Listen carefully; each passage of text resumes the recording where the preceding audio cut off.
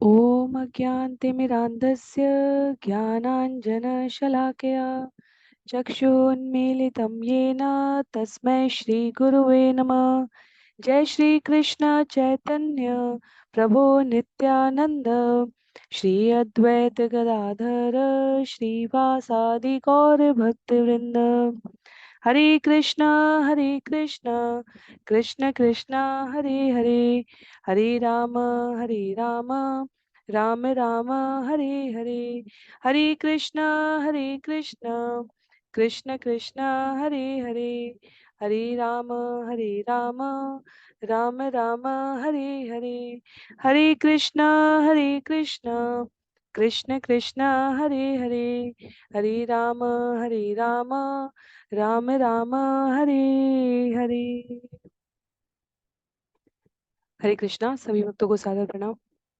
चैतन्य चरितामृत सत्र 33, जहाँ हम सभी आदि लीला अध्याय 8 भाग 3 श्रवण करने का प्रयास करेंगे। सभी का स्वागत है। कृष्णदास कविराज गोस्वामी द्वारा लिखित एवं भक्ति वेदांता स्वामी श्रील प्रभुपाद द्वारा तात्पर्य सहित विवेचित चैतन्य चरितामृत पुस्तक, जिसके 3 भाग आदि लीला, मध्य लीला और अंत्य लीला है, उसमें हम सभी अध्याय 8 आदि लीला, जहाँ लेखक का कृष्ण तथा गुरु से आदेश प्राप्त करना। कृष्णदास कविराज गोस्वामी अपने संदर्भ में बताते हैं कि कैसे हरिनाम के प्रति उनकी श्रद्धा, चैतन्य चरितामृत लेखन के प्रति उनका मार्गदर्शन, यह सब उद्भूत होता है कृष्ण एवं गुरु की कृपा से। पिछले सत्र में जहां हम सभी श्रवण कर रहे थे, वह चैतन्य चरितामृत से पहले चैतन्य महाप्रभु की लीलाओं का वर्णन करने वाले वृंदावन दास ठाकुर की पुस्तक चैतन्य मंगल की बात करते हैं कि लोचन नाथ ठाकुर ने चैतन्य मंगल नाम की पुस्तक लिखी। वृंदावन दास ठाकुर की पुस्तक का नाम चैतन्य मंगल से चैतन्य भागवत हो गया। श्री चैतन्य महाप्रभु की समस्त लीलाओं का अत्यधिक विस्तार से, वास्तव में वो चैतन्य चरितामृत जिसे हम वर्तमान में श्रवण कर रहे हैं, उसकी कई गुना अधिक भारी पुस्तक है। और कृष्णदास कविराज गोस्वामी बताते हैं कि वहां उन्होंने जो कुछ किंचित संक्षेप में व्यक्त किया है, मैं उसे इस पुस्तक में ठीक ठीक तरीके से प्रस्तुत करने का प्रयास कर रहा हूँ। तो गुरु शिष्य परंपरा को मानने वाले कृष्णदास कविराज गोस्वामी की इस भाव पद्धति को श्रील प्रभुपाद यहाँ संदर्भ में कहते हैं कि दिव्य साहित्य का लेखक कभी भी अपने पूर्ववर्ती आचार्यों का अतिक्रमण नहीं करना चाहता।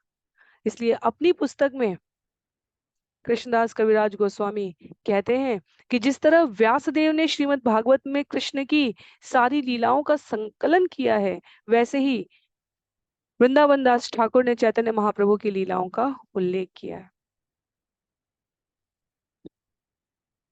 हरिनाम जबकि महिमा से, भगवान के नाम में अपनी रुचि लगाने से, पंच तत्वों का स्मरण करने से कैसे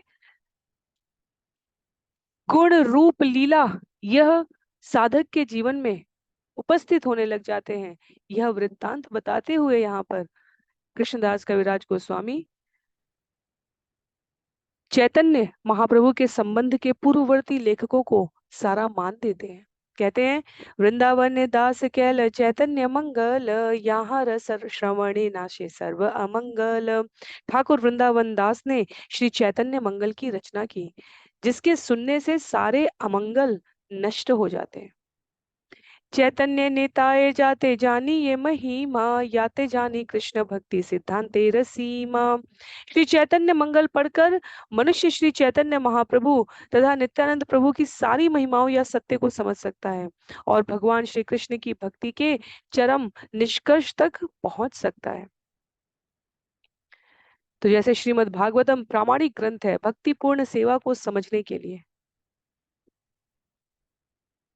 और श्रील प्रभुपाद कहते हैं तथापि अत्यंत विस्तृत होने के कारण थोड़े ही लोग इसके भावार्थ को समझ पाते हैं। जैसे श्रीमद् भागवतम में केवल 10वें स्कंध में यदि हम देखें तो लोगों की रुचि हो जाती है पर आचार्य निषिद्ध करते हैं सीधे 10वें स्कंद को पढ़ने के लिए। उसी प्रकार यहाँ पर यदि भक्ति कृष्ण चैतन्य महाप्रभु नित्यानंद प्रभु को ठीक से समझना है,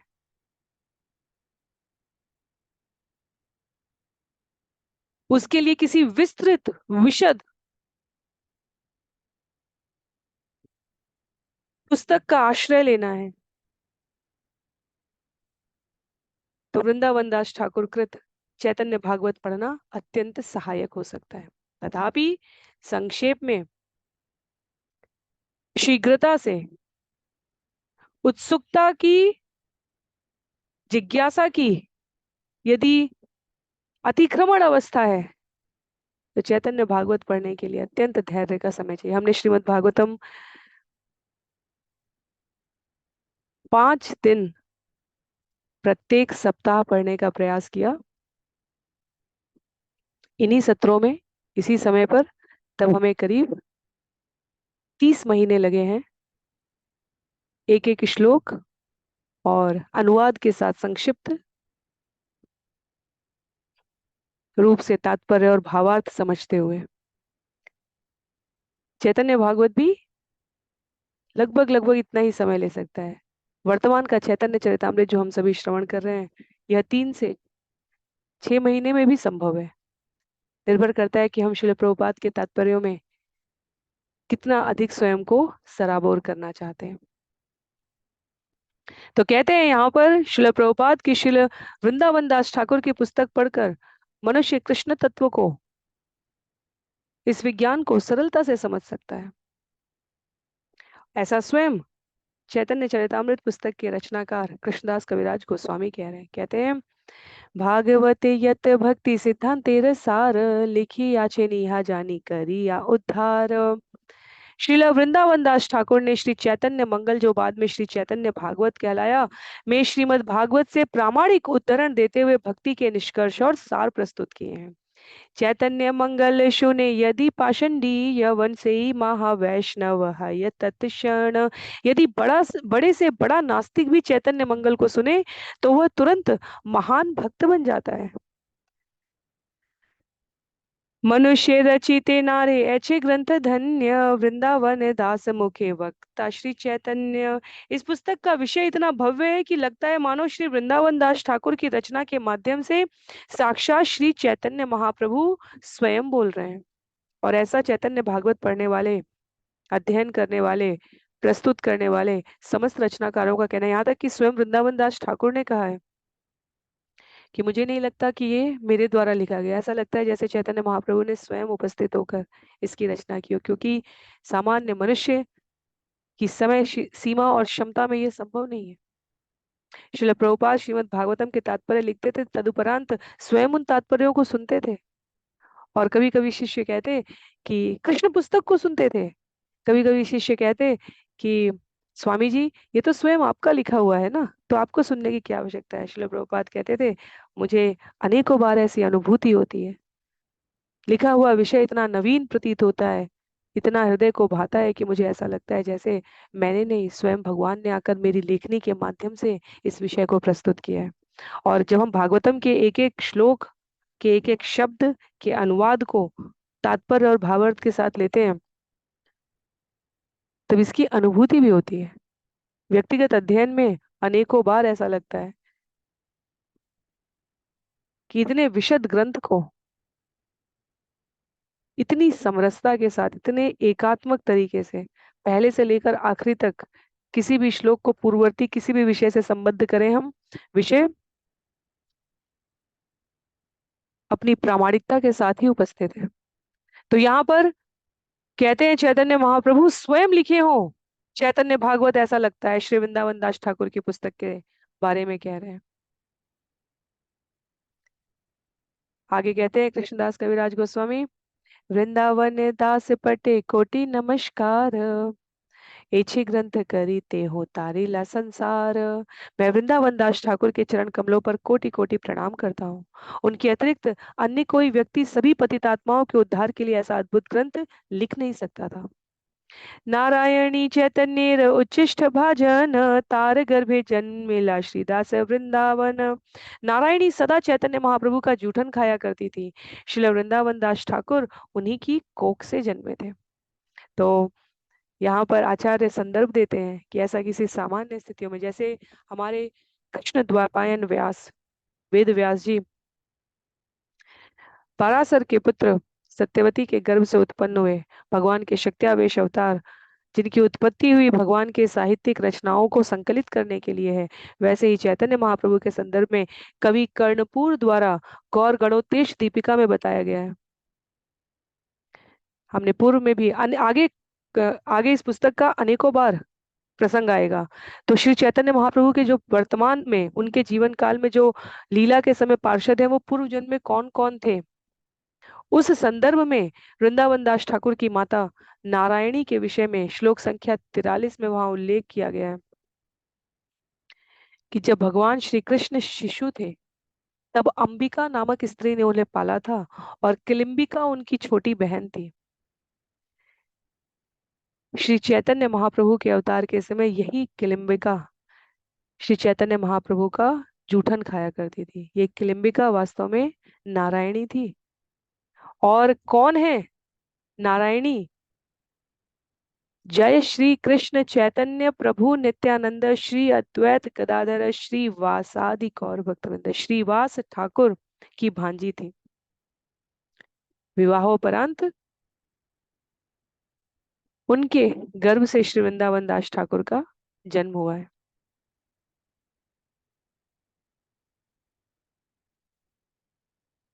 भगवान के समस्त मनुष्य रूप की मनुज रूप की लीलाओं में उपस्थित पार्षद साधारण नहीं है, चाहे वो उनके पक्ष के हो चाहे वो उनके विपक्ष के हो। जब रावण, हिरण्यकशिपु, कुंभकर्ण और कंस साधारण नहीं है, तो जो सहायता पक्ष में अपनी सेवा देने के लिए उपस्थित हुए हैं वो कैसे साधारण हो सकते हैं। तो अंबिका की बहन किलिम्बिका कवि कर्णपुर गौर गणोतेश दीपिका में बतलाते हैं, श्री कृष्ण के लालन पालन में सहयोग करने वाली छोटी बहन चैतन्य चरितामृत की लीला में श्रीवास ठाकुर की भांजी के रूप में उपस्थित हुए हैं, और वहां भी उन्हें श्री कृष्ण की, चैतन्य महाप्रभु की उच्छिष्ट भोजन को उनके खाने के पश्चात जो शेष है उसे खाने का अवसर प्राप्त हुआ है।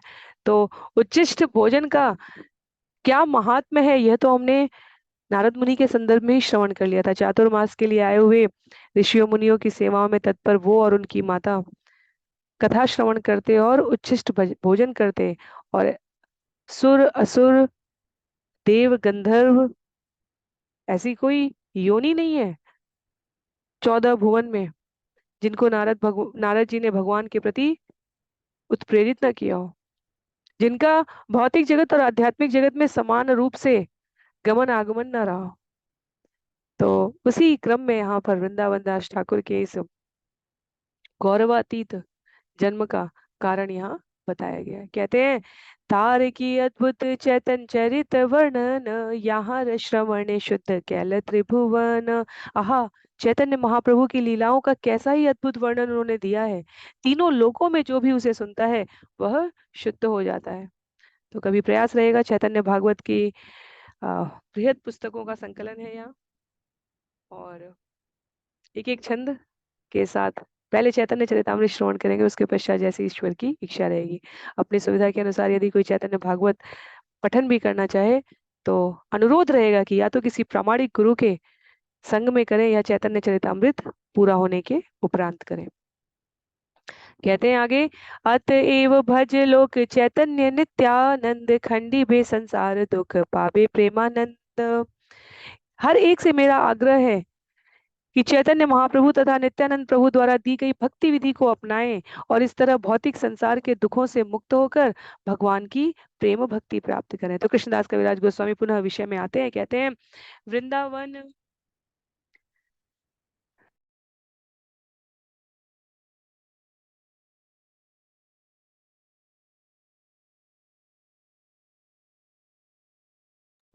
वृंदावन दास कैल चैतन्य मंगल, ताहा ते चैतन्य लीला वर्णि न सकल।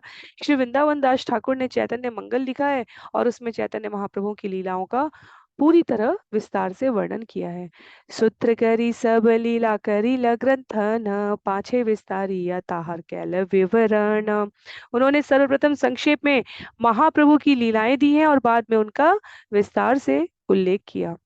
चैतन्य चंद्र लीला अनंत अपार, वर्णिते वर्णिते ग्रंथ है विस्तार। चैतन्य चंद्र लीला अनंत अपार, वर्णिते वर्णिते ग्रंथ है विस्तार।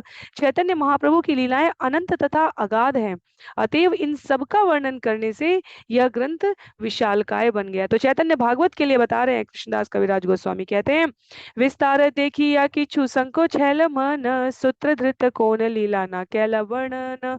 उन्हें उसे इतना विस्तृत देखकर बाद में लगा कि उनमें से कुछ का वर्णन ठीक ठीक नहीं हो पाया। नित्यानंद लीला वर्णने हईला आवेश, चैतन्य रशेष लीला रहीला वशेष। तो बतलाते हैं यहाँ पर कृष्णदास, उन्होंने नित्यानंद प्रभु की लीलाओं का भावमय वर्णन किया, किंतु चैतन्य महाप्रभु की अंत्य लीलाएं अनकही रह गई हैं। सेई सब लीला रशोनीते विवरण, वृंदावन वासी भक्ति उत्कंठित मन। वृंदावन के सारे भक्त इन लीलाओं को सुनने के लिए अत्यंत उत्सुक रहते थे। वृंदावने कल्पद्रु में सुवर्ण सदन, महायोग पीठ ताहा रत्न सिंहासन। वृंदावन नामक महान तीर्थ स्थल में कल्प वृक्ष के नीचे रत्नों से जड़ित एक सुनहरा सिंहासन है। तो हमें आगे कृष्णदास कविराज गोस्वामी जी का भी परिचय प्राप्त होगा कि जब चैतन्य महाप्रभु ने इस जगत से लीला तिरोधान किया था, उसके पश्चात रघुनाथ दास ठाकुर, क्षमा कीजिए, रघुनाथ दास गोस्वामी ने विचार किया कि वह, क्योंकि कई उस समय के उनके पार्षद ने शरीर त्याग दिया, तत्क्षण शरीर त्याग दिया भाव की अतिरेकता में। और रघुनाथ दास गोस्वामी जिन्हें 6 गोस्वामियों में सबसे अधिक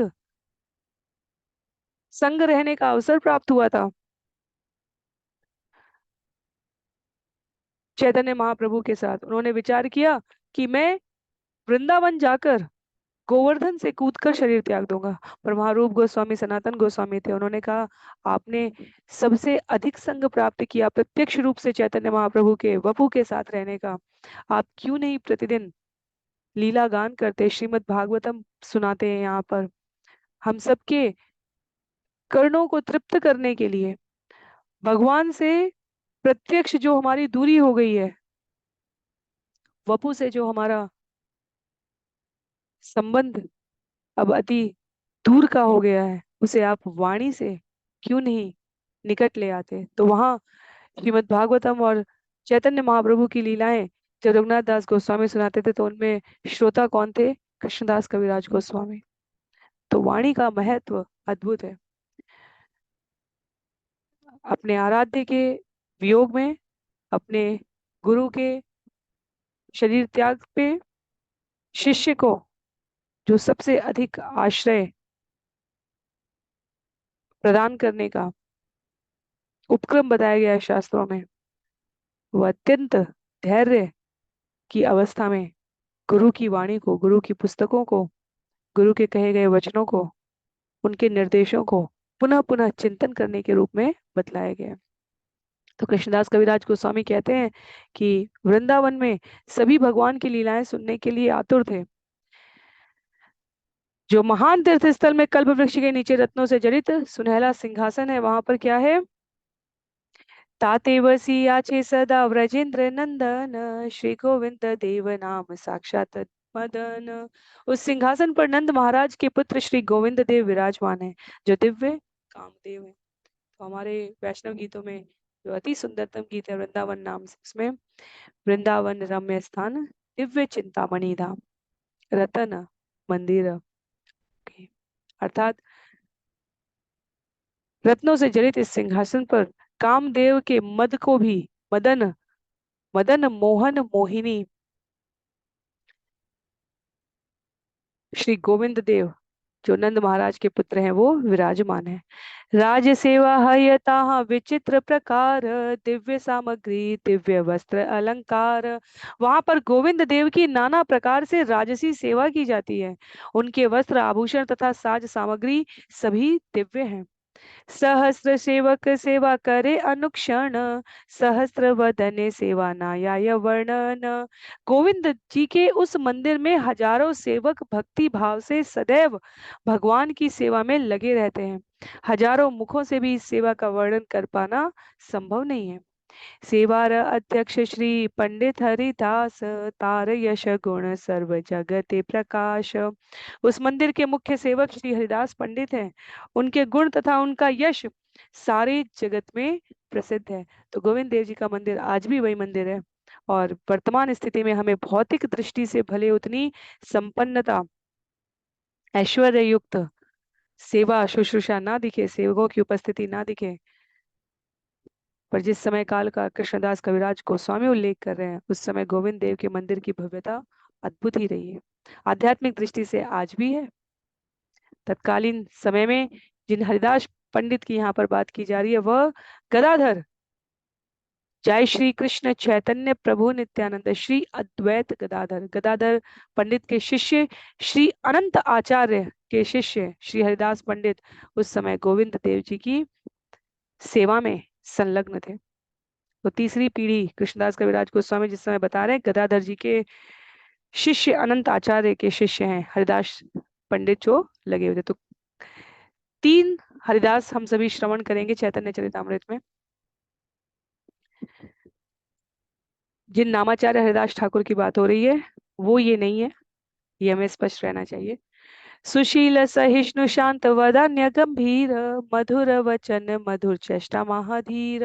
वे सुशील सहनशील शांत वदान्य गंभीर मृदुभाषी तथा अत्यंत धीर थे। और संबंध अब जोड़ रहे हैं, वहां पर अपना उल्लेख कर रहे हैं, अपनी प्रेरणा का उल्लेख करते हुए कहते हैं कृष्णदास कविराज गोस्वामी, सबार सम्मान करता करे न सबार हित, कौटिल्य मात्सर्य हिंसा ना जाने तार चित। वे सबको सम्मान देते थे और सबकी भलाई के लिए कार्य करते थे। उनके मन में कूटनीति ईर्ष्या तथा द्वेष लेश मात्र भी नहीं था। कृष्णेर ये साधारण सद्गुण पंचाश, ये सभी गुणेर तार शरीर निवास। उनके शरीर में भगवान श्री कृष्ण के 50 गुण विद्यमान थे। तो भगवान के दिव्य गुणों के उल्लेख की संख्या की तो कोई गणना ही नहीं है। तथापि अलग अलग स्थान पर कभी कभी भक्ति रसामृत सिंधु में 64 गुण बताए गए हैं, कभी 108 गुण बताए गए हैं, कहीं 32 गुण बताए गए हैं। इसी प्रकार श्रीमती राधा रानी में कभी 51 गुण बताए जाते हैं, कभी 25 गुण बताए जाते हैं। समझने का विषय यहाँ पर यह है कि आचार्य अपनी श्रद्धा के अनुसार गुणों का वर्गीकरण और संबंध विच्छेद दोनों अलग अलग विस्तार में बतला सकते हैं।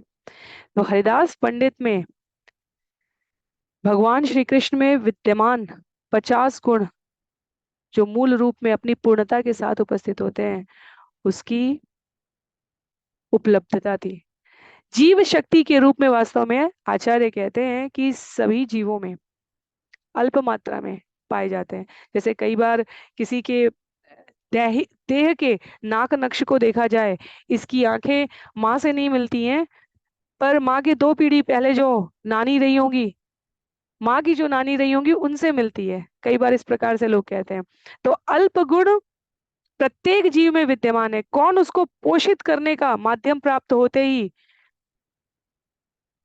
प्रकट अवस्था में धारण कर ले, वह जीव के स्वयं के प्रयास पर निर्भर करता है। कहते हैं आचार्य, यहाँ पर बद्ध जीवों में भौतिक प्रकृति के संपर्क में रहने के कारण ये गुण स्वतः दृष्टिगोचर नहीं होते, पर जब कोई शुद्ध भक्त बनने का प्रयास करता है तो ये सारे गुण प्रकट होने लग जाते हैं। तो हरिदास पंडित में वे 50 गुण जो श्री भगवान श्री कृष्ण में उपस्थित है वह पाए जाने लगते हैं। और इसके लिए शास्त्र का संदर्भ देते हुए कहते हैं यहाँ कृष्णदास कविराज गोस्वामी श्रीमद् भागवतम से, यस्यास्ति भक्ति भगवत्य किंचना, सर्वे गुणे तत्र समासते शुरा। हराव भक्तस्य कुतो महत्गुणा मनोरथेना सति धावतो बहि। यदि किसी में कृष्ण के प्रति अविचल भक्तिमय श्रद्धा है तो उसमें कृष्ण तथा सारे देवताओं के सद्गुण धीरे धीरे प्रकट होते रहते हैं।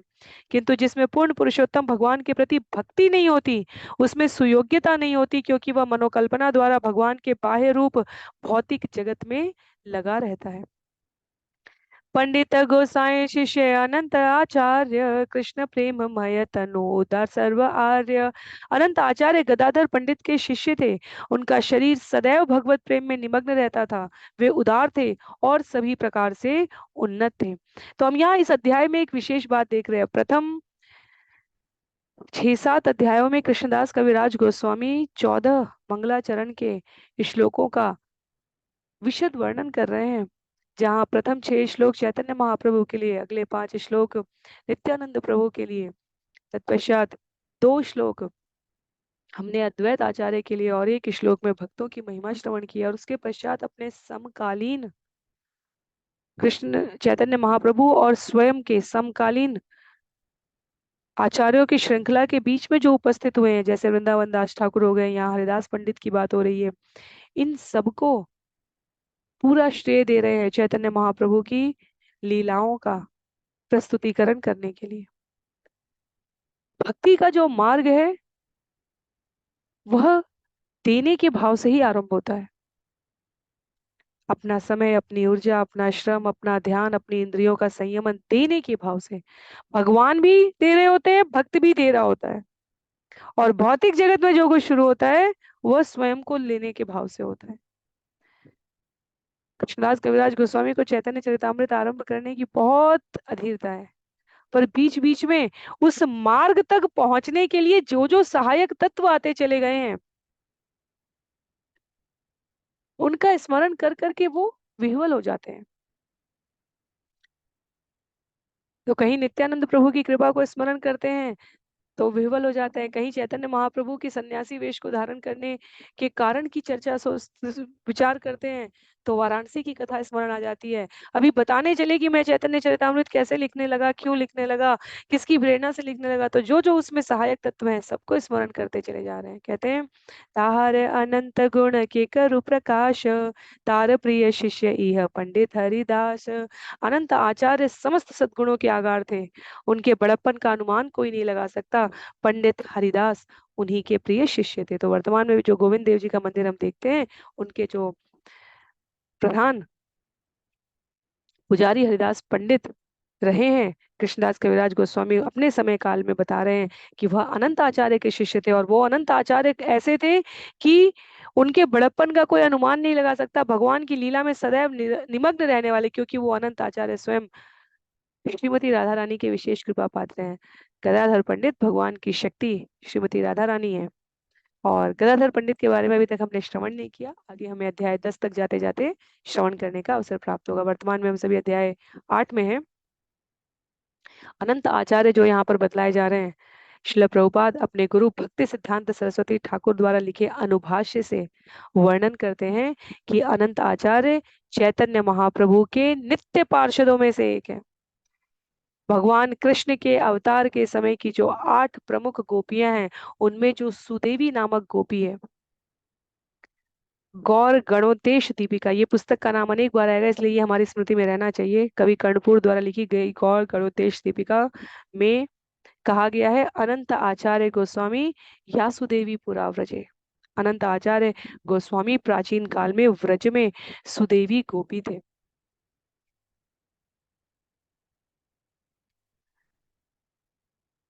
जैसे जैसे हम श्रवण करते जाएंगे, ये पूरे चैतन्य चरितामृत में मेरा व्यक्तिगत जो प्रिय विषय है वो ये कि कैसे चैतन्य महाप्रभु के पार्षदों में कोई सामान्य नहीं, कैसे भगवान प्रत्येक, और ये विश्वास दिलाने के लिए पर्याप्त है कि ये कथाएं काल्पनिक नहीं है, ये कथाएं प्रामाणिक है। शास्त्रों में भगवान को समझने के लिए जो 3 बातें बताई गई हैं, भगवान अपनी इच्छा से प्रकट होते हैं, सभी प्रकार की ग्रहों की स्थितियों की अनुकूलता दिखती है। भगवान के शरीर सौष्ठव में सभी शुभता के चिन्ह दिखते हैं और शास्त्रों में इसका पहले से उल्लेख होता है। तो जब जब हम चैतन्य महाप्रभु के पार्षदों के बारे में श्रवण करेंगे, हमें उल्लेख मिलेगा कि ये सभी पहले से सदैव से भगवान के साथ रहे हैं। और सबसे प्रिय मुझे ये कथाएं लगती हैं जिनमें एक एक पार्षद के पूर्व जन्म की, फिर उसके पूर्व जन्म की, और फिर किस लीला से, किस कारण से वो यहाँ उपस्थित हुए हैं। तो श्रील प्रभुपाद ने समय देकर जब जब जो चरित्र आया उसका उल्लेख किया है और पूरा यहाँ पर कथा रूप में बतलाते हैं कि कहाँ, जहाँ से ये आरंभ हो रहे हैं हरिदास पंडित। तो हरिदास पंडित के बारे में तो बता दिया कि अनंत आचार्य हैं। अनंत आचार्य के बारे में यहाँ हम देख लेते हैं। अनंत आचार्य के बारे में बतला दिया कि वह व्रज में सुदेवी गोपी थे, और अब वर्तमान में उनका क्या संबंध है, कैसे हम उस शाखा को समझे, जाने, कहाँ है अभी, उसके बारे में शोध पूर्वक लिखते हैं श्रील प्रभुपाद अपने गुरु भक्ति सिद्धांत सरस्वती ठाकुर के अनुभाष्य से कि जगन्नाथपुरी या पुरुषोत्तम क्षेत्र में अनंत आचार्य द्वारा स्थापित गंगा माता मठ है, और इस मठ की गुरु शिष्य परंपरा में वे विनोद मंजरी कहलाते हैं। उनके शिष्य हरिदास पंडित गोस्वामी, जो श्री रघु गोपाल तथा रास मंजरी के नाम से भी जाने जाते हैं, उनकी शिष्या लक्ष्मी प्रिया पुटिया की राजकुमारी गंगा माता की मौसी थी। तो कई बार ये विवरण समाप्त हो जाते हैं अपर्याप्त जानकारी में, पर यहाँ पर पिछले 500 साढ़े 500 वर्ष के इस श्रृंखला को अक्षुण्ण रखते हुए भक्ति सिद्धांत सरस्वती ठाकुर ने पूरी खोज के साथ ये उल्लेखित किया है। कहते हैं गंगा माता जयपुर के कृष्ण मिश्र से श्री रसिक राय नामक विग्रह लेकर आई, जिन्हें जगन्नाथपुरी में सार्वभौम के घर में स्थापित किया गया था। श्री अनंत आचार्य के बाद की 5वीं पीढ़ी के शिष्य श्री वनमाली थे। 6ठी पीढ़ी में श्री भगवान दास हुए, 7वीं पीढ़ी में मधुसूदन दास, 8वीं पीढ़ी में नीलांबर दास, 9वीं पीढ़ी में नरोत्तम दास और 10वीं पीढ़ी में पीताम्बर दास, 11वीं में माधव दास हुए हैं। इस समय गंगा माता मठ के प्रभारी 12वीं पीढ़ी के शिष्य हैं। तो जब श्रील प्रभुपाद भक्ति सिद्धांत सरस्वती ठाकुर की पुस्तक के अनुभाष्य को यहाँ संदर्भित कर रहे हैं, तो वर्तमान में हम देख सकते हैं कि भक्ति सिद्धांत सरस्वती ठाकुर 1936, तो करीब या तो 14वीं पीढ़ी या तो 15वीं पीढ़ी भी वर्तमान में उपस्थित होगी। तो जिनको शोध में रुचि हो, जगन्नाथपुरी के, वृंदावन भूमि के, ब्रजमंडल की भूमि के, अयोध्या सरयू के आसपास के स्थानों के छोटे छोटे मठ और छोटे छोटे स्थान अपने साथ भगवान के संदर्भ में असीम कथाएं लेकर चलते हैं। तो ये अनंत आचार्य जिनके शिष्य हरिदास पंडित के बारे में हम श्रवण कर रहे हैं, उनकी ये 12 पीढ़ियां कैसे जगन्नाथपुरी में जो गंगा माता मठ स्थापित है और वहां जो रसिक राय जी का विग्रह है, उन सब के बारे में यहाँ पर प्रामाणिक रूप से श्रील प्रभुपाद उद्धृत कर रहे हैं। तो ये विषय कृष्णदास कविराज गोस्वामी ने तो केवल गदाधर पंडित के शिष्य के रूप में हरिदास पंडित को बताया। श्रील प्रभुपाद ने समय और अवसर की उपयुक्तता जानकर और विस्तार में दिया है।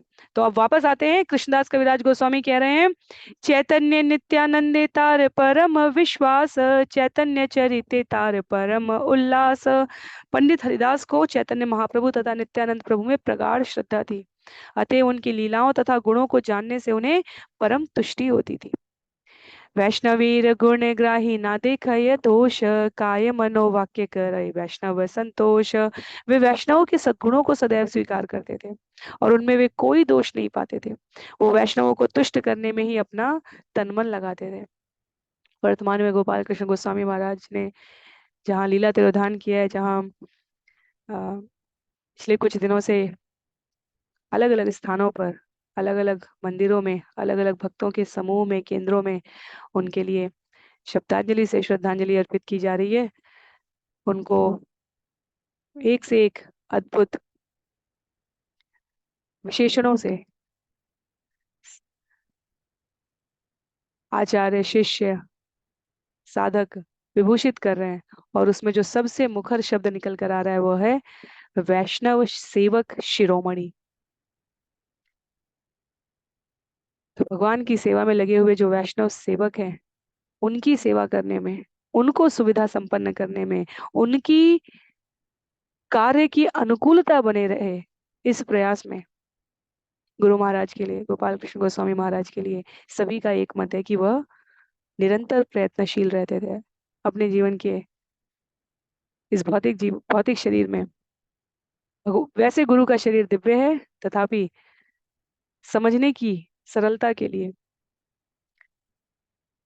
जहां जहां जिस साधक को, जिस भक्त को भक्ति करने में अनुकूलता के लिए जो आवश्यक साधन चाहिए थे, उसमें निरंतर तत्पर रहने के कारण उन्हें वैष्णव सेवक शिरोमणि कहा जा रहा है। यहाँ कहते हैं श्रील प्रभुपाद कि हरिदास पंडित वैष्णवों के सद्गुणों को सदैव स्वीकार करते थे, उनमें कोई दोष नहीं पाते थे। वैष्णवों को तुष्ट करने में अपना तन मन लगाते थे। देखा जाए तो भौतिक दृष्टि से भी एक सभ्य, सुसंस्कृत सामाजिक व्यवस्था में सभी एक दूसरे का ध्यान रखें, ऐसी भौतिक साधनों के माध्यम से कल्पना की जाती है, पर वास्तव में ये संभव नहीं हो पाता। इसीलिए कहा जाता है किसी भी भौतिक प्रकार की यदि हमें सुव्यवस्थित व्यवस्था चाहिए तो भी आश्रय हमें आध्यात्मिक ही लेना पड़ेगा। जब दोष दर्शन ना किया जाए, जब किसी का अहित करने का भाव ना हो, जब प्रत्येक प्राणी दूसरे को तुष्ट करने में, दूसरे की संतुष्टि के लिए प्रयासशील हो, उसकी महत्वाकांक्षा दूसरे के जीने के अधिकार को ना छीन ले, ऐसी व्यवस्था तो आध्यात्मिक दृष्टि से आती है। जब प्रत्येक जीव वैष्णवोचित आचरण करने लगता है, तब वह अन्यों में दोष दृष्टि नहीं करता। मनुष्य के साथ जो चार विकार शरीर के साथ उपस्थित होते हैं, उसमें सबसे पहला फॉल्ट फाइंडिंग, सबसे पहले दूसरे में दोष दृष्टि देखना ही आ जाता है। हमें लगता है कि हम प्रत्येक जीव को सर्टिफिकेट देने के, प्रमाण पत्र देने के अधिकारी हैं कि वो उसमें क्या सही है और क्या गलत है। पर वैष्णव के रूप में सज्जना गुणमिक्षन्ति दोषमिक्षन्ति पामरा, लिखते हैं श्रील प्रभुपाद यहाँ पर, प्रत्येक व्यक्ति में दोषों तथा सद्गुणों का संयोग होता है, पर गंभीर होने के कारण वैष्णव जन मनुष्य के गुणों को ही ग्रहण करते हैं। जैसे मधुमक्खियां मधु ढूंढती हैं और साधारण मक्खियां घाव ढूंढती हैं, वो घाव को और खराब करती हैं मक्खियां, और मधुमक्खी मधु का संग्रह करके अन्यों को और अधिक मिष्ट रस का पान कराती है। तो वैष्णव बनने के प्रयास में कृष्णदास कविराज गोस्वामी कहते हैं हरिदास पंडित में सभी सद्गुण थे, उन्हें कभी किसी वैष्णव में दोष ही नहीं दिखा, वो सदैव उनके गुणों पर ही विचार करते थे। और वे हरिदास पंडित, यहाँ उनकी इतनी महिमा क्यों की जा रही है? क्योंकि कहते हैं कृष्णदास, निरंतर सुनेते हो चैतन्य मंगल, ताहार प्रसादे सुनिन वैष्णव सकल। वे सदैव चैतन्य मंगल का पाठ सुनते थे और उनकी कृपा से अन्य सारे वैष्णव भी इसे सुना करते थे। तो वृंदावन दास ठाकुर की चैतन्य मंगल, जो बाद में चैतन्य भागवत हुई, वह किसके द्वारा प्रतिदिन सुनी जा रही है? गदाधर पंडित के शिष्य, अनंत आचार्य के शिष्य हरिदास पंडित, जो गोविंद देव जी के मंदिर में सेवा कर रहे हैं, उनके द्वारा, और उनकी कृपा से अन्य सारे वैष्णव इसे सुन रहे हैं। कथाय सभा उज्जवल करे ये न पूर्ण चंद्र, निज गुणामृत बाढ़ाए वैष्णव आनंद। वे चैतन्य मंगल पढ़कर सारी वैष्णव सभा को पूर्ण चंद्रमा की भांति आलोकित करते थे और अपने गुणों के अमृत से उनके दिव्य आनंद को वर्धित करते थे। तो जब वो प्रतिदिन श्रवण कर रहे हैं, अर्थात जब वो वाचन कर रहे हैं, जब एक वक्ता किसी भी आध्यात्मिक पुस्तक का वाचन करता है, वाचन करने के पूर्व उसका भाव ये होना चाहिए कि वो अन्यों को नहीं सुना रहा है, अभी तो वह स्वयं को सुना रहा है। व्यक्तिगत रूप से भगवत गीता के सत्र, श्रीमद् भागवतम के सत्र, श्रील प्रभुपाद की छोटी छोटी पुस्तकें, उपदेशामृत, ये जितना भी हमने यहाँ पर श्रवण किया है इन सत्रों में, प्रभुपाद लीलामृत, आचार्यों के आश्रय में, व्यक्तिगत रूप से स्वयं को इन पुस्तकों से निरंतर जोड़ने रखने के लिए ये मेरा प्रयास रहा है। अन्य इससे लाभान्वित हुए हैं क्योंकि उनकी श्रद्धा, उनकी प्रेरणा से मेरी प्रतिबद्धता भी पोषित होती रही। तो भाव क्या होना चाहिए जब हम अपने घर में भी किसी कार्यक्रम का आयोजन करें, एकादशी के दिन, पूर्णिमा के दिन, या सप्ताह में एक बार, या किसी विशिष्ट अवसरों पर, उत्सवों पर, और हम अन्यों को आमंत्रित करें और हम गीता, रामायण, भागवतम के छोटे छोटे संदर्भों को वाचन करें, तो हमारा भाव क्या होना चाहिए उसे यहाँ पर स्पष्ट कर रहे हैं कृष्णदास कविराज गोस्वामी कि यह वह स्वयं को सुनाते थे और उनके सुनने से, क्योंकि वो वाचन कर रहे हैं, उनके सुनने सुनाने से अन्य भी जो नियमित सुन रहे थे वह लाभान्वित हो रहे थे। और अब उनको यहाँ पर सुनने सुनाने का लाभ श्रेय प्रदान करते हुए कहते हैं, तेहो अति कृपा करी आज्ञा कैला मोरे गौरांगे शेष लीला वर्णी भारत रे। उन्होंने अपनी अहेतुकी की कृपा से मुझे श्री चैतन्य महाप्रभु की अंतिम लीलाओं को लिखने का आदेश दिया है। प्रत्येक अध्याय में अंत में हम देखेंगे कृष्णदास कविराज गोस्वामी रूप रघुनाथ कहते हैं। रघुनाथ दास गोस्वामी जो वाचन कर रहे हैं वृंदावन में, वह उनकी प्रेरणा रूप गोस्वामी से आरंभ हुई। और यहाँ कृष्णदास कविराज गोस्वामी स्वयं को बड़भागी मान रहे हैं कि यदि रूप गोस्वामी ने रघुनाथ दास गोस्वामी को न कहा होता और रघुनाथ दास गोस्वामी की सभाओं में मैंने न श्रवण किया होता, मेरे आचार्य तो रघुनाथ दास हो गए हैं।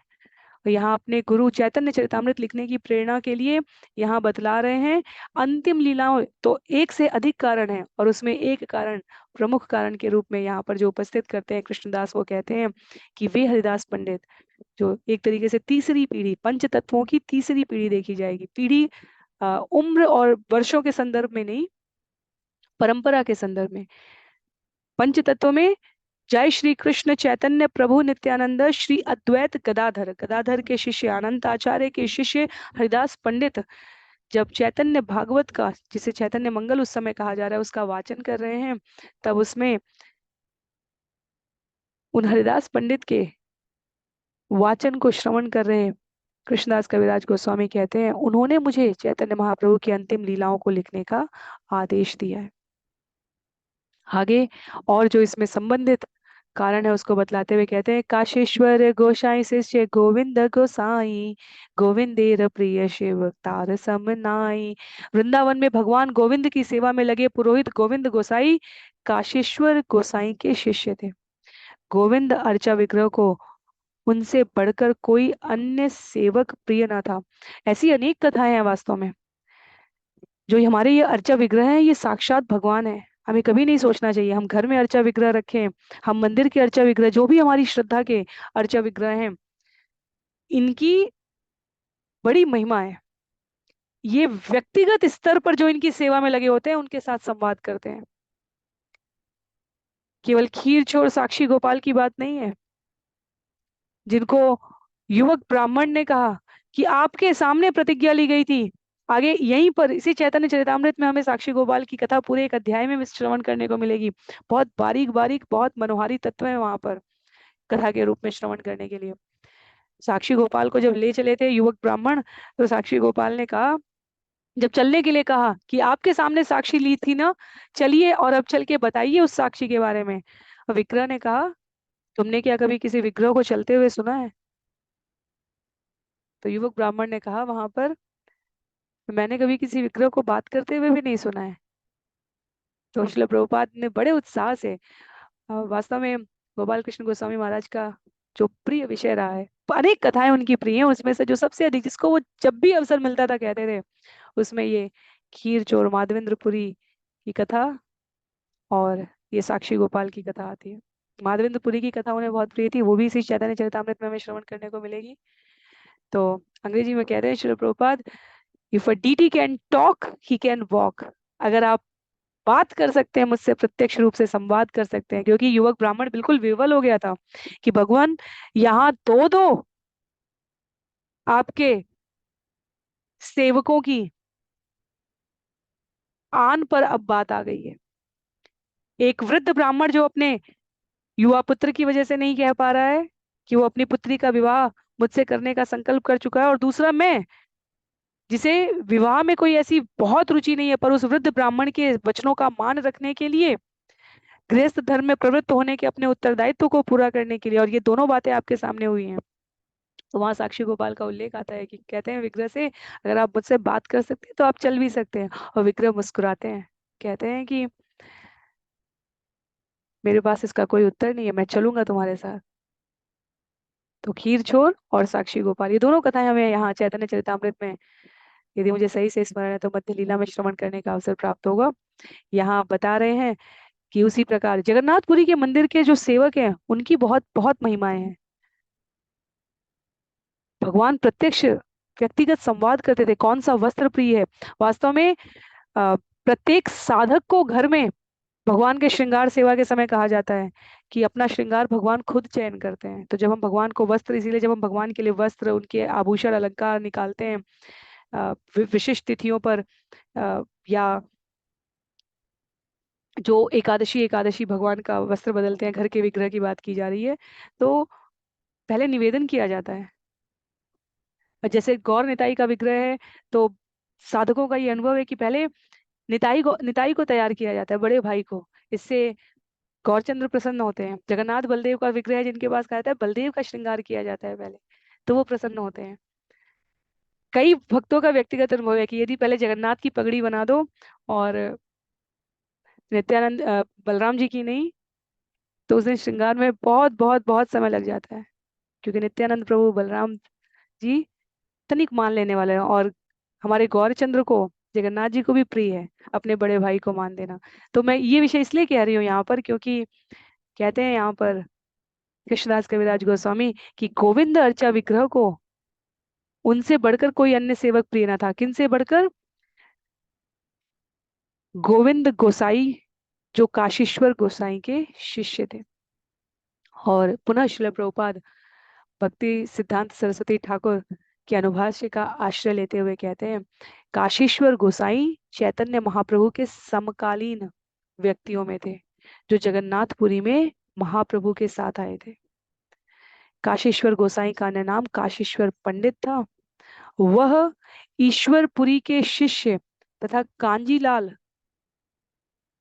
अर्थात कानु वंश से संबंधित वासुदेव भट्टाचार्य के पुत्र थे। तो जब जगन्नाथपुरी में नित्य निवास करने का चैतन्य महाप्रभु ने संन्यास के पश्चात विचार किया है, तब ये काशीश्वर गोसाई आए हैं, जिनके शिष्य गोविंद अर्चा विग्रह की सेवा कर रहे हैं। और उन काशीश्वर पंडित के बारे में बताया जा रहा है कि वे वासुदेव भट्टाचार्य के पुत्र थे। श्रील प्रभुपाद तो इस अनुभाष्य में पूरा आश्रय लेते हैं ये बतलाने के लिए कि कैसे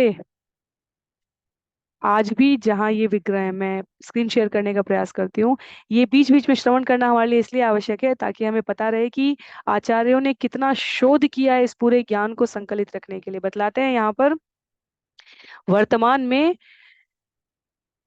श्रीरामपुर रेलवे स्टेशन से लगभग 1 मील दूर चातरा नामक गांव बता रहे हैं, जहां राधा गोविंद तथा श्री चैतन्य महाप्रभु के अर्चा विग्रह स्थापित है। तो वर्तमान में उनकी पीढ़ी वहां निवास कर रही है। काशीश्वर गोसाई अत्यंत बलवान व्यक्ति थे, वह समकालीन बताए गए चैतन्य महाप्रभु के। तो बताया जा रहा है जब चैतन्य महाप्रभु जगन्नाथ मंदिर आते थे तो वे भीड़ से उनकी रक्षा करते थे। तो दो कार्य थे उनका, एक भीड़ से रक्षा करना चैतन्य महाप्रभु की, क्योंकि सभी सभी बिल्कुल आलोड़ित भीड़ में चैतन्य महाप्रभु को स्पर्श करने का प्रयास करते थे। और दूसरा कार्य था कीर्तन के बाद भक्तों में प्रसाद वितरण करना। तो ये श्रील भक्ति सिद्धांत सरस्वती ठाकुर के अनुभाष्य से व्यक्त कर रहे हैं श्रील प्रभुपाद। और अब बता रहे हैं कि भक्ति सिद्धांत सरस्वती ठाकुर भी वल्लभपुर के इस मंदिर में गए हैं जहां ये विग्रह है, और वहां पर काशीश्वर गोसाई के भाई के वंशजों के साथ जो उनका संवाद है, जो उनका मिलन हुआ है, उसके बारे में भी उल्लेख है। लिखा है यहाँ पर, वल्लभपुर में प्रतिदिन 9 किलो चावल, तरकारी, अन्य भोज्य पदार्थ पकाने का स्थायी प्रबंध था, क्योंकि गांव के निकट काफी भूमि थी जो अर्चा विग्रह की संपत्ति कही गई है और जिसमें धान उगाया जाता था। पर समयांतर पर काशीश्वर गोसाई के भाई के वंशजों ने इस भूमि का काफी अंश बेच दिया है और अब विग्रह पूजा में व्यवधान आ गया है। भक्ति सिद्धांत सरस्वती ठाकुर ने वास्तव में 108 मठ कहे जाते हैं भारत के भीतर विभिन्न स्थानों पर, जहां जहां चैतन्य महाप्रभु की, जहां जहां भगवान श्री कृष्ण से संबंधित लीलाओं की स्थलियां हैं, वहां विचरण किया है और अपने पाश्चात्य देश के प्रचार कार्यक्रम को अपने शिष्य श्रील प्रभुपाद को करने का निर्देश दिया है। कई बार हमें लगता है गुरु की उपस्थिति तो ठीक है, पर जब गुरु उपस्थित नहीं है तो क्या करें। श्रील प्रभुपाद के लिए इसका बहुत बहुत प्रामाणिक उदाहरण है। अपने गुरु भक्ति सिद्धांत सरस्वती ठाकुर से वह किंचित बहुत ही कम अवसरों पर मिले थे, और उनके इस जगत से लीला तिरोधान के 30 वर्ष पश्चात, करीब 1965, 1936 में भक्ति सिद्धांत सरस्वती जी का देहावसान हुआ है। 1965 में श्रील प्रभुपाद पाश्चात्य जगत में प्रवेश करते हैं। 30 वर्षों तक उन्होंने प्रयास करते रहते हुए, अभ्यास करते रहते हुए, प्रबंध करते रहते हुए अपने गुरु के आदेश को, चैतन्य महाप्रभु के इस मिशन को पूरे जगत में व्याप्त कराया। तो वो भक्ति सिद्धांत सरस्वती ठाकुर ने अपने जीवन काल में इतना शोध किया है। एक एक जो पात्र कहे गए हैं, और पूरे पूरे पूरे चैतन्य चरितामृत में, क्षमा कीजिए, पूरे चैतन्य चरितामृत में गौर गणोदेश दीपिका और भक्ति सिद्धांत सरस्वती ठाकुर का अनुभाष्य शिल प्रभुपाद वर्णन में ले आएंगे। दोनों से वर्तमान प्रासंगिकता क्या है इन पात्रों की, और यह अपने आध्यात्मिक शरीर में किस में रहते हैं। तो अभी ये काशीश्वर पंडित के बारे में अभी ये वर्तमान का बताया है, और गौर गणोदेश दीपिका में कहा गया है कि वृंदावन में श्रृंगार, क्षमा कीजिए, वृंदावन में भृंगार नामक कृष्ण का एक सेवक श्री चैतन्य महाप्रभु की लीलाओं के समय काशीश्वर गोसाई के रूप में अवतरित हुआ है। अपने बारे में बताते हैं, श्रील प्रभुपाद जब हम गृहस्थ थे तो कभी कभी वल्लभपुर के इस मंदिर में जाते थे, वहां दोपहर का प्रसाद ग्रहण करते थे। इस मंदिर के अर्चा विग्रह श्री श्री राधा गोविंद तथा गौरांग विग्रह अत्यंत सुंदर है। वल्लभपुर के ही निकट जगन्नाथ का एक सुंदर मंदिर है। हम कभी कभी इस जगन्नाथ मंदिर में भी प्रसाद ग्रहण करते थे। ये दोनों मंदिर कलकत्ता के निकट श्री रामपुर रेलवे स्टेशन से 1 मील की परिधि में स्थित है। तो मंदिर वर्तमान में भी उपस्थित होंगे ऐसा मेरा विश्वास है। मेरा कोई व्यक्तिगत वहां पर जाना संभव नहीं हुआ है, पर जिनके लिए संभव है, इसीलिए जब जैसे व्रज की 84 कोस की परिक्रमा होती है, वैसे ही मायापुर धाम की भी परिक्रमा में पर जाने का अवसर प्राप्त होने पर जरूर लाभ उठाना चाहिए, पर किसी अनुभवी साधक के साथ, जिन्हें वास्तव में उन स्थानों की और उन कथाओं की जानकारी हो। जैसे ब्रजमंडल में जब हम परिक्रमा करते हैं तो छोटे छोटे स्थान पे कौन है, कहाँ कहाँ लोटा बाबा है, कई कई कथाएं हैं वहां पर छोटी छोटी, कहाँ इंद्र को भगवान ने क्षमा किया, कहाँ अप्सराएं उतरी थी, कहाँ ब्रह्मा जी का, कहाँ से भगवान ने पहली बार उठाया था गोवर्धन, ऐसे हजारों वृत्तांत हैं। वैसे ही मायापुर नदिया, अद्वैत आचार्य, इन सभी आचार्यों की स्थलियों का बहुत सुंदर सुंदर वर्तमान में उपस्थित स्थान है जहाँ वर्णन है, पर किसी जानकार व्यक्ति के साथ जाना उचित रहेगा। तो ये अपना बता रहे हैं श्रील प्रभुपाद की वल्लभपुर, जो कलकत्ता के स्टेशन से 1 मील की दूरी में आता है, ये अर्च विग्रह के दर्शन उन्होंने स्वयं किए और उसके निकट के जगन्नाथ मंदिर में भी गए हैं। आगे बताते हैं, यादवाचार्य गोसाई श्री रूपेर श्रृंगी, यादवाचार्य गोसाई श्री रूपेर संगी, चैतन्य चरित ते हो अति बड़ रंगी। कहते हैं श्रील रूप गोस्वामी के नित्य पार्षद श्री यादवाचार्य गोसाई भी चैतन्य महाप्रभु की लीलाओं को सुनने तथा उनका कीर्तन करने में अत्यंत उत्साह दिखलाते थे। पंडित गोसाई शिष्य भूगर्भ गोसाई, गौर कथा बिना आर मुखे अन्य नाई। पंडित गोसाई के शिष्य भूगर्भ गोसाई चैतन्य महाप्रभु संबंधित कथाओं में सदैव लगे रहते थे। इसके अतिरिक्त वे और कुछ भी नहीं जानते थे। तार शिष्य गोविंद पूजक चैतन्य दास, मुकुंदानंद चक्रवर्ती प्रेमी कृष्ण दास। इनके शिष्यों में से थे गोविंद अर्चा विग्रह के पुजारी चैतन्य दास, मुकुंदानंद चक्रवर्ती तथा महाभागवत कृष्णदास। तो सभी संबंधित व्यक्तियों का यहाँ पर स्मरण कर रहे हैं कृष्णदास कविराज गोस्वामी। कहते हैं, आचार्य गोसाई शिष्य चक्रवर्ती शिवानंद, निरवधि तार चित्ते चैतन्य नित्यानंद। अनंत आचार्य के शिष्यों में से शिवानंद चक्रवर्ती हुए, जिनके हृदय में चैतन्य महाप्रभु तथा नित्यानंद प्रभु निरंतर वास करते थे। आर्यत वृंदावने वैसे भक्त गण, शेष लीला सुनीते सबार है मन। इनके अतिरिक्त वृंदावन में अन्य अनेक महान भक्त थे। वे सभी चैतन्य महाप्रभु की अंतिम लीलाओं को सुनने के इच्छुक थे। मोरे आज्ञा करीला सबे करुणा करिया, तासा बार बोले लिखी निर्लज हैया।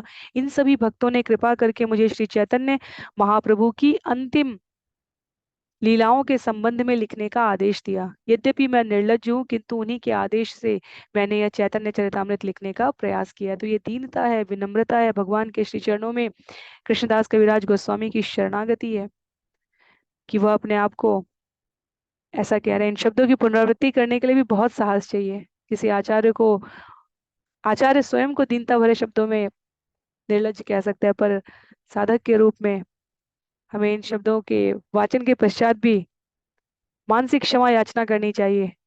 उन्होंने ये स्वयं के संदर्भ में कहा है, पर हमारी योग्यता नहीं है कि हम उनके बारे में इस प्रकार का वाचन भी कर सकें। कृष्णदास कविराज गोस्वामी के शब्द हैं, इसलिए हमने यहाँ पर पुनरावृत्ति की है।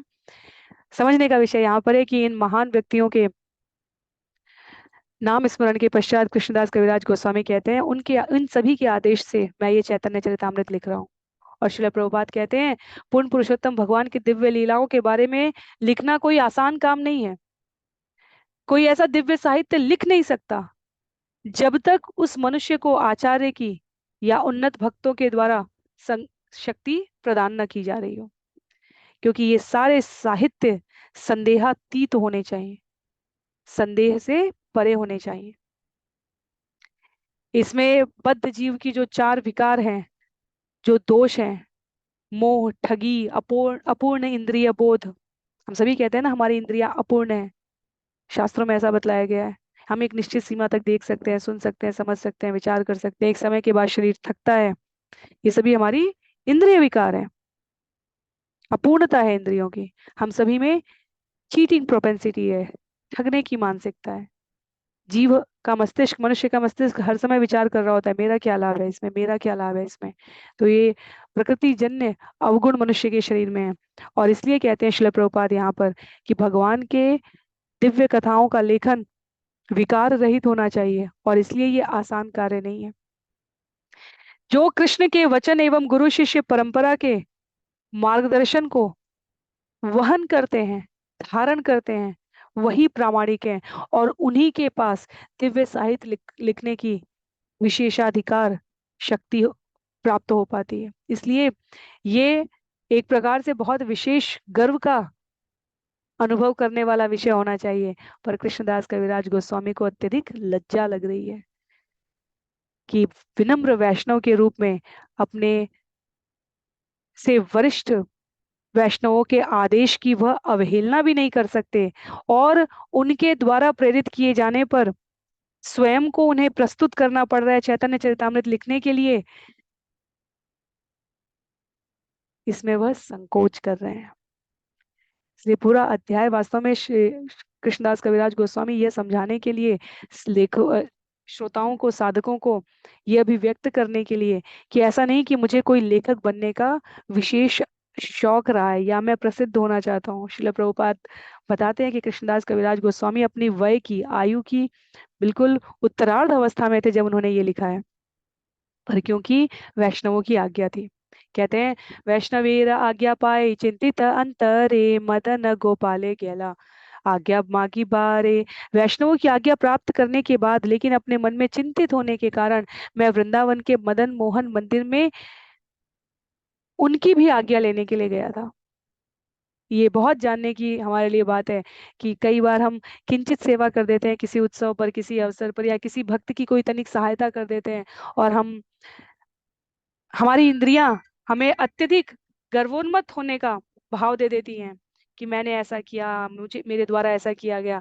पर कृष्णदास कविराज गोस्वामी कहते हैं, उन सब ने कहा, उसके पश्चात भी मैं अपने आप को, विचार को, अपनी स्थिति को और पुष्ट करना चाहता था। तो आदेश तो वैष्णव का था, गुरु का था, कृष्ण का था, पर कृष्णदास कविराज गोस्वामी कहते हैं कि मैंने मदन मोहन विग्रह को साक्षात कृष्ण जिन्हें मैं मानता हूँ, उनसे भी मैंने आज्ञा प्राप्त करनी चाहिए। तो सभी भक्तों से तो हमने श्रवण कर लिया, अब यहाँ पर कृष्ण से आज्ञा लेने के लिए गए हैं। और श्रील प्रभुपाद यहाँ बतलाते हैं कि उन्हें जब वहां भी आज्ञा प्राप्त हुई है, तब गुरु और कृष्ण दोनों की आज्ञा प्राप्त करके उन्होंने ये दिव्य ग्रंथ चैतन्य चरितामृत लिखा है। तो ये तात्पर्य में उल्लिखित है तो निश्चित रूप से हमें समझना चाहिए कि श्रील प्रभुपाद के पास इसके लिए प्रामाणिक सत्य उपलब्ध है।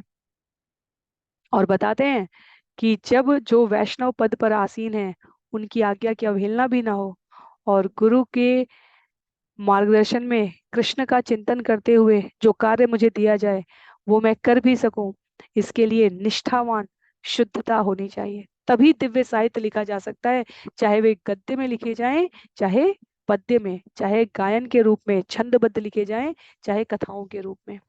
दर्शन करी कैलु चरण वंदन, गोसाई दास पुजारी करे चरण सेवन।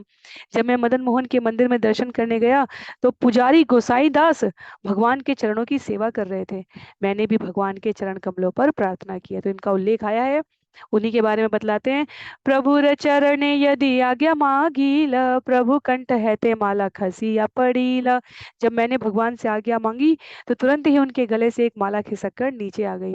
तो अत्यंत दीनता के साथ वो अपनी इस कथा को बता रहे हैं, क्योंकि सब वैष्णव गण हरि ध्वनि, सब वैष्णव गण हरि ध्वनि दिल, गोसाई दास आनी माला मोर गले दिल। यूं ही ये घटना घटी तो वहां पर खड़े सारे वैष्णव जनों ने जोर से हरिबोल की हर्ष ध्वनि की, और पुजारी गोसाई दास ने वह माला लाकर मेरे गले में डाल दी। आज्ञा माला पाइया अमार हईल आनंद, ताहि करिन ए ग्रंथेर आरंभ। इस माला को भगवान के आदेश के रूप में पाकर मैं अत्यधिक प्रसन्न हुआ, और तुरंत ही मैंने वहीं पर यह ग्रंथ लिखना प्रारंभ कर दिया।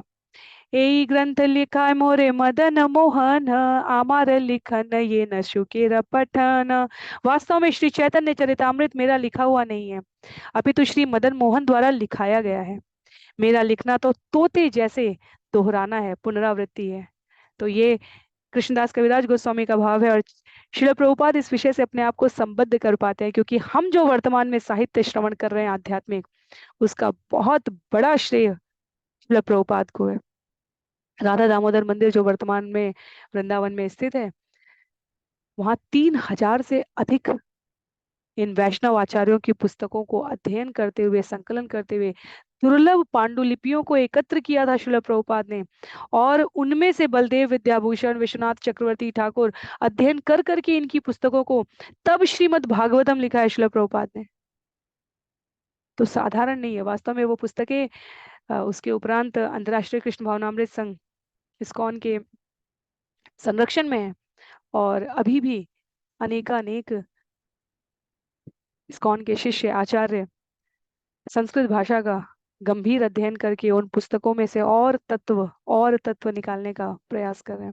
अनेक स्थान पर विद्यापीठ बन चुके हैं जो इन पुस्तकों को संस्कृत से, क्योंकि जो पुस्तकें लिखी गई हैं वो ताम्र पत्र पर, जो कागज है वो इतना वर्तमान जैसा कागज नहीं है, और एक एक प्रति उपलब्ध है। प्रिंटिंग प्रेस की तरह छपी हुई पूरी पुस्तकों की श्रृंखला नहीं है। जैसे तुलसीदास गोस्वामी जी की मूल प्रति सुरक्षित की गई है, और उसके पश्चात उस लेखन से कुछ एक शब्द कभी कभी अलग हो जाते हैं, तो हम कहते हैं कि ये त्रुटि है। त्रुटि नहीं है।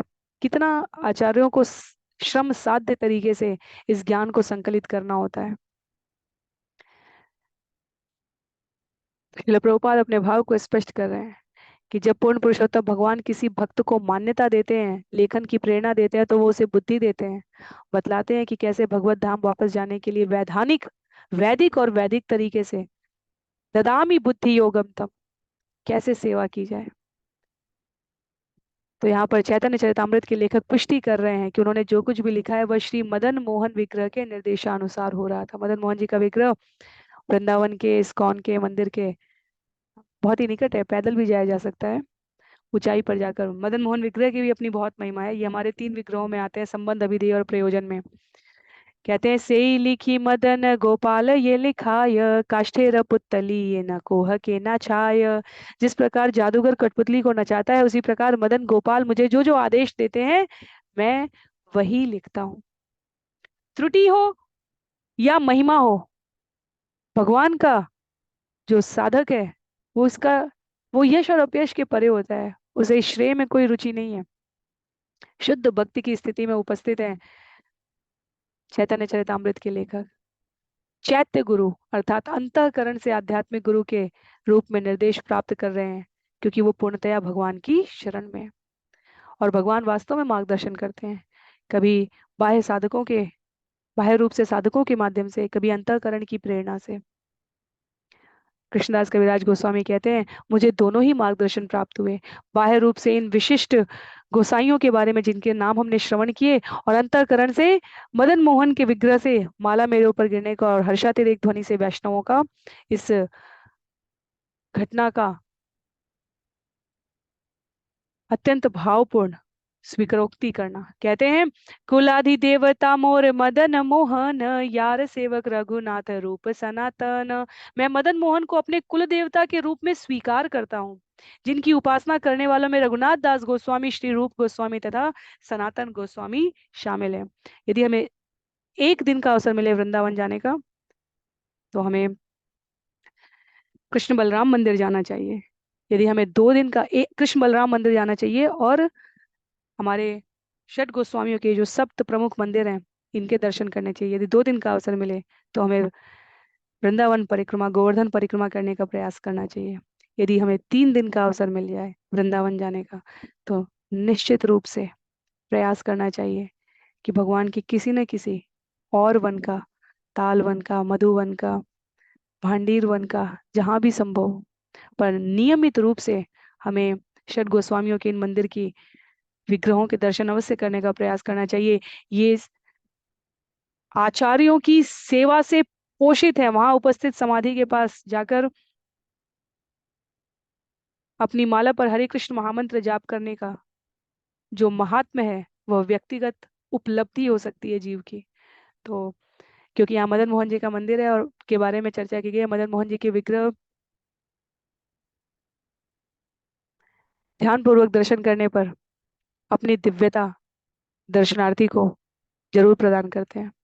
तो यहाँ पर उन्हीं को स्मरण करते हुए ये अध्याय यहाँ पर समाप्त हो रहा है, और इसके साथ ही ये सत्र भी कृष्णदास कविराज गोस्वामी जी ने मदन मोहन को अपने कुल देवता के रूप में स्वीकार किया। वो मदन मोहन जो रूप गोस्वामी, सनातन गोस्वामी, रघुनाथ दास गोस्वामी सभी के द्वारा पूजित रहे हैं।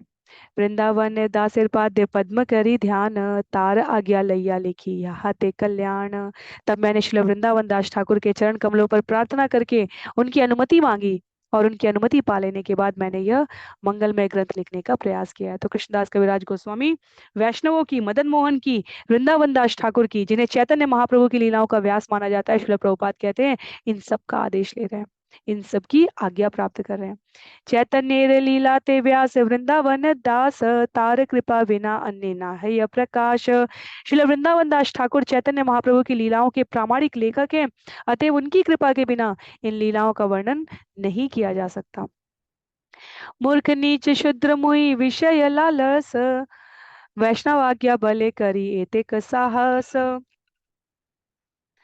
मैं मूर्ख, निम्न कुल में उत्पन्न तथा शुद्र हूँ और सदा ही भौतिक भोग की इच्छा करता हूँ, फिर भी वैष्णवों की आज्ञा के कारण मैं इस दिव्य ग्रंथ को लिखने के लिए अत्यधिक उत्साहित हूँ। पुनः एक बार क्षमा याचना है कृष्णदास कविराज गोस्वामी के चरणों में, उनके द्वारा स्वयं के लिए प्रयुक्त किए गए इन शब्दों के लिए। ये उनकी दीनता का परिचायक है, उनकी विनयशीलता का परिचायक है। रंच मात्र भी हमारी बुद्धि में ये नहीं आना चाहिए कि जो वो यहाँ अपने बारे में लिख रहे हैं वह सत्य है, क्योंकि वैष्णव के रूप में वो कभी अपने मंगल गान के बारे में नहीं लिखेंगे, अपनी उपलब्धियों के बारे में नहीं लिखेंगे। हमें स्पष्ट रहना चाहिए कि ये शब्द बिल्कुल विपरीतार्थक अर्थ में हमारे द्वारा स्वीकार होने चाहिए। अत्यंत उच्च कुल, कुल की महिमा क्या है? कुल की महिमा जो भगवान की सेवा में अपने आप को अर्पित कर दे, वो है। तो उससे बड़ा कुल क्या हो सकता है?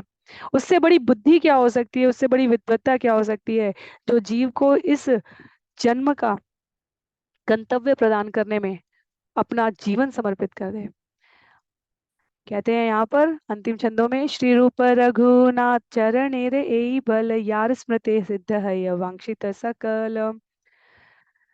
श्रील रूप गोस्वामी तथा रघुनाथ दास गोस्वामी के चरण कमल ही मेरे बल के स्रोत हैं। उनके चरण कमलों के स्मरण से मनुष्य की सारी इच्छाएं पूरी हो सकती है। श्री रूप रघुनाथ पदे यार आश, चैतन्य चरितामृत कहे कृष्णदास। श्री रूप तथा श्री रघुनाथ के चरण कमलों पर प्रार्थना करते हुए तथा सदैव उनकी कृपा की आकांक्षा करते हुए मैं कृष्णदास उनके चरण चिन्हों का अनुगमन करते हुए श्री चैतन्य चरितामृत का वर्णन कर रहा हूँ। इस प्रकार श्री चैतन्य चरितामृत आदि लीला के 8वें अध्याय का भक्ति वेदांत तात्पर्य पूर्ण हुआ, जिसमें लेखक द्वारा प्रामाणिक अधिकारियों कृष्ण तथा गुरु से आदेश प्राप्त करने का वर्णन हुआ है। तो हमें स्मरण रहना चाहिए कि कृष्णदास कविराज गोस्वामी यहाँ हम सभी का मार्गदर्शन कर रहे हैं। आचार्यों द्वारा जो पुस्तक के अध्ययन का क्रम बताया गया है, भगवत गीता, तत्पश्चात भागवतम, तत्पश्चात चैतन्य चरितामृत। जितना क्यों का प्रश्न करना है, क्यों हुआ, कैसे हुआ, क्या है, वह उसके लिए भगवत गीता है। भगवत गीता वो आधारशिला, वो नींव है जहां पर हम भगवत तत्व को पूर्णता के साथ भगवान के शब्दों में समझते हैं। जब वह नींव स्थापित हो गई है, तब अपनी भक्ति को साधने का प्रयास करने के लिए कैसा अभ्यास करना है, उसके लिए श्रीमद् भागवतम है, जहां विभिन्न प्रार्थनाओं के साथ करीब 80-85 प्रार्थनाएं कही गई हैं, और कथा और तत्व दोनों का समान समान मिश्रण है। नींव पर जो भवन स्थापित किया जा रहा है, वहां भागवतम, वहां पर क्यों और कैसे का प्रश्न किंचित सीमित हो चुका होता है, क्योंकि तत्व स्थापित हो चुके हैं। अर्जुन ने प्रश्न पर प्रश्न पूछे हैं, और भगवान ने जो प्रश्न अर्जुन ने नहीं पूछे हैं भगवत गीता में, उसका भी उत्तर दिया है। भागवतम में जिन्होंने उस ज्ञान का अभ्यास किया है, हम उनका अनुशीलन करने की प्रार्थना करते हैं श्रवण करते हुए। चैतन्य चरितामृत में क्यों पूछना निषिद्ध है। तो यदि आप में से किसी को भी लगे कि पूर्ववर्ती सत्रों में अनेक प्रश्नों को तर्क सहित उत्तर देने के पश्चात अब हम यहाँ पर सब कुछ क्यों स्वीकार करें, क्योंकि यदि हमें स्वीकार करने की बुद्धि नहीं आई है, तो हमें चैतन्य चरितामृत का श्रवण करना बंद कर देना चाहिए। हमें पुनः श्रीमद् भगवत गीता को आरंभ करना चाहिए, तदुपरांत श्रीमद् भागवतम को पढ़ना चाहिए, और ये प्रक्रिया तब तक करते चले जाना चाहिए जब तक अक्षरशः हमारे भीतर गुरु शिष्य परंपरा के आचार्यों के वचनों पर विश्वास करने की बुद्धि ना आ जाए। जब साधन सिद्ध बनने के प्रयास में, भक्ति में हम सभी इतने दृढ़ हो जाएं कि क्यों चैतन्य महाप्रभु ने ऐसा किया, क्यों उनके भक्तों ने ऐसा किया, क्योंकि चैतन्य चरितामृत क्यों करने के लिए नहीं है, क्यों का प्रश्न करने के लिए नहीं है। तो यदि आप में से किसी को भी तर्कपूर्ण उत्तर की प्रतीक्षा हो, तो उसके लिए श्रीमद् भगवत गीता और श्रीमद् भागवतम है। चैतन्य चरितामृत उस पके हुए फल के आस्वादन की, उस इमारत में रहकर, जो नींव पर खड़ी इमारत भागवतम से हमने प्राप्त की है, उसमें रहकर उपस्थित माननीय मनुष्य रूप में उपस्थित भगवान के पार्षदों की लीलाओं का श्रवण करने के लिए। तो इसके साथ ही यहाँ पर अध्याय 8 समाप्त हो रहा है। वैष्णव और गुरु के आदेश से, भगवान श्री कृष्ण की आज्ञा से, कृष्णदास कविराज गोस्वामी कहते हैं, मेरा किंचित प्रयास नहीं है, यह तो निर्देश और आदेश है जिसे मैं पालन करने के लिए प्रयत्नशील। अध्याय यहाँ पर समाप्त है। अगले सत्र में हम सभी आदि लीला अध्याय 9 आरंभ करने का प्रयत्न करेंगे। सभी को बहुत बहुत साधुवाद। कृष्णदास कविराज गोस्वामी की जय, श्रील प्रभुपाद की जय, चैतन्य चरितामृत की जय, अनंत कोटि वैष्णव वृंद की जय। हरे कृष्ण।